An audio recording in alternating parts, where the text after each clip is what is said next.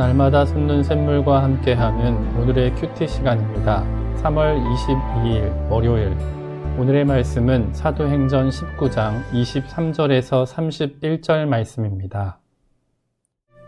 그때쯤 되어 이 도로 말미암아 적지 않은 소동이 있었으니 즉 데메드리오라 하는 어떤 은장색이 은으로 아데미의 신상 모형을 만들어 직공들에게 적지 않은 벌이를 하게 하더니 그가 그 직공들과 그러한 영업하는 자들을 모아 이르되, 여러분도 알거니와 우리의 풍족한 생활이 이 생업에 있는데 이 바울이 에베소뿐 아니라 거의 전 아시아를 통하여 수많은 사람을 권유하여 말하되 사람의 손으로 만든 것들은 신이 아니라 하니 이는 그대들도 보고 들은 것이라.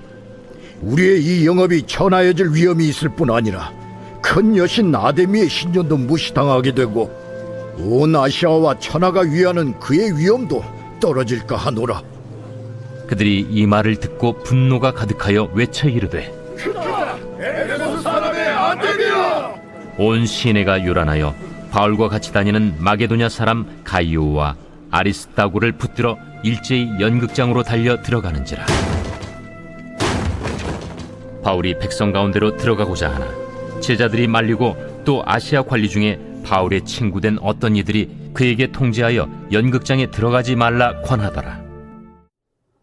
엘샤다이, 하나님은 전능하신 분이십니다.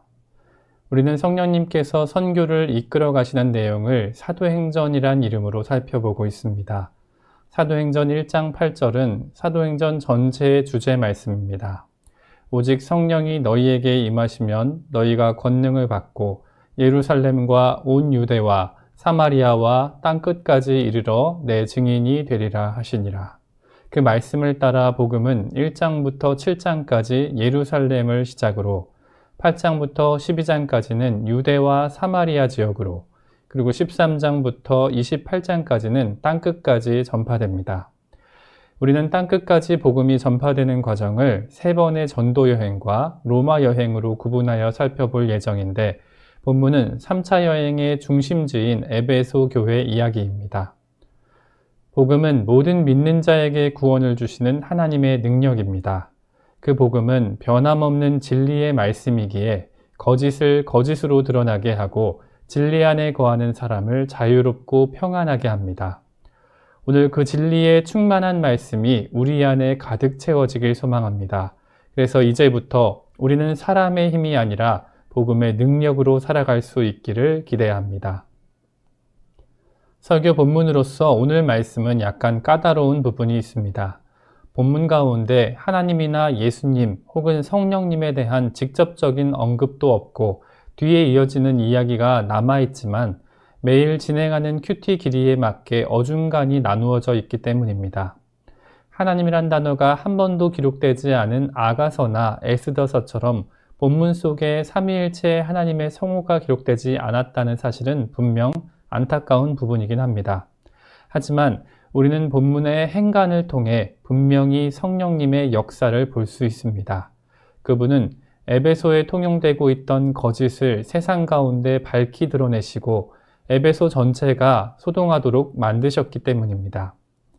앞서 바울은 에베소에서 3년간의 사역을 마무리하고 이제 유럽을 거쳐 로마에도 복음을 전할 것을 기약했습니다. 그리고 디모데와 에라스도 두 사람을 먼저 마게도냐 지역으로 보냅니다. 그런데 이때 데메드리오라는 은세공업자를 중심으로 한 직공들이 큰 소동을 일으키게 됩니다. 그들은 풍요와 다산의 여신으로 불리는 아데미 신상 모형을 만들어 팔며 상당히 많은 수입을 벌었던 사람들이었습니다. 그런데 바울이 전한 복음으로 인해 자신들의 생업이 위태하게 되었다는 것입니다. 그들은 바울이 사람의 손으로 만든 것들은 신이 아니라고 말했다고 합니다. 이로 인해 자신들의 영업이 천해지고 아데미 신전도 무시당한다는 것입니다. 은장색이나 그와 함께한 직공들 역시 자신들이 만든 것이 진짜 신이 아니라는 것쯤은 알고 있었습니다. 따라서 여행이나 전쟁 중에 손으로 만든 가짜 신을 간직하고 기도를 한다 해도 소원이 이루어지지 않는다는 것 역시 잘 알고 있었습니다. 다만 바울이 그들의 영업 비밀을 공공연히 폭로한 것이 문제였습니다. 거짓 신을 만들어 그동안 수많은 영업이득을 취했던 사람들이 이제 진리의 말씀을 듣게 되자 분노와 소동으로 반응하게 된 것입니다. 28절과 29절을 보면 누가는 그 모습을 이렇게 묘사합니다.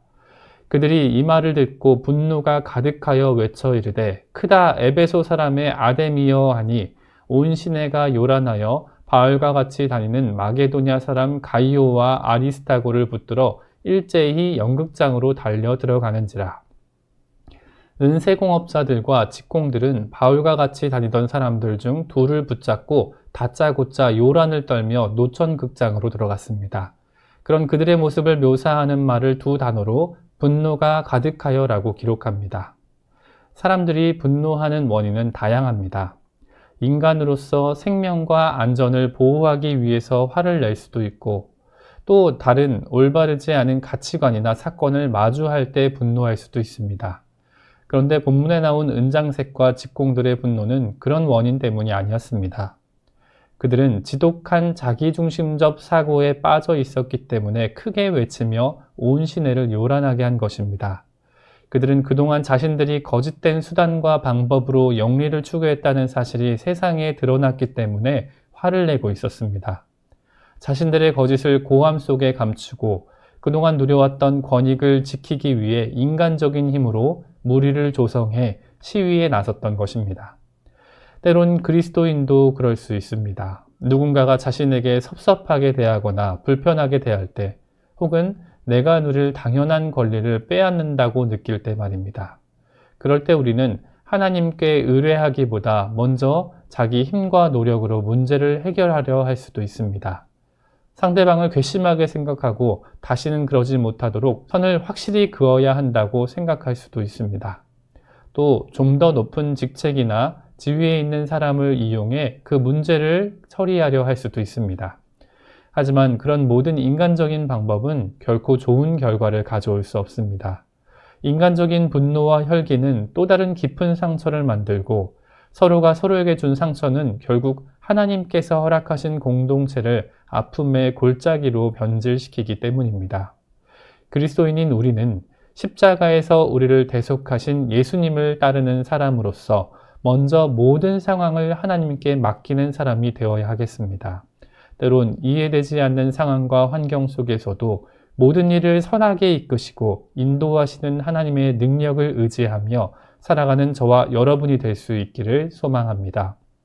오늘 말씀을 마무리합니다. 우리는 사도행전 19장 중반부 말씀을 통해 물리적인 힘으로 문제를 해결하기 위해 발버둥치는 연약한 인간의 모습과 함께 그 뒤에서 거짓을 드러내시며 진리를 수호하시는 성령님의 능력을 살펴보았습니다. 성령님께서는 바울이 백성 가운데로 들어가 중재하려 할 때조차 제자들과 친구인 관리들을 통해 그를 막으시고 직접 문제를 해결하신다는 것을 깨닫게 하십니다.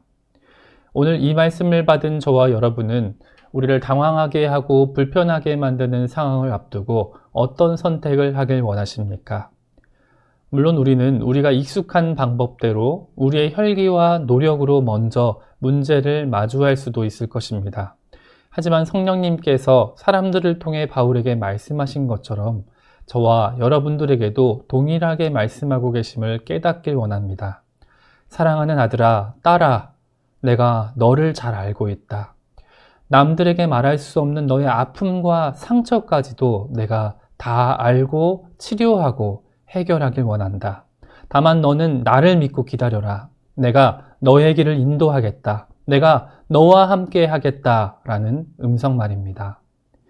우리는 본문 속에서 삼위일체 하나님의 사역을 기록된 언어로 볼 순 없었습니다. 하지만 소동하는 사람들과 대조하여 잠잠하고 침착하게 된 바울의 모습을 통하여 행간에 기록된 성령님의 사역을 분명히 깨달을 수 있었습니다. 우리의 삶에서도 비록 눈에 잘 보이지 않는다 해도 성령 하나님께서는 우리와 동행하시고 우리가 만난 모든 문제를 해결할 분이심을 믿는 은혜가 있길 원합니다.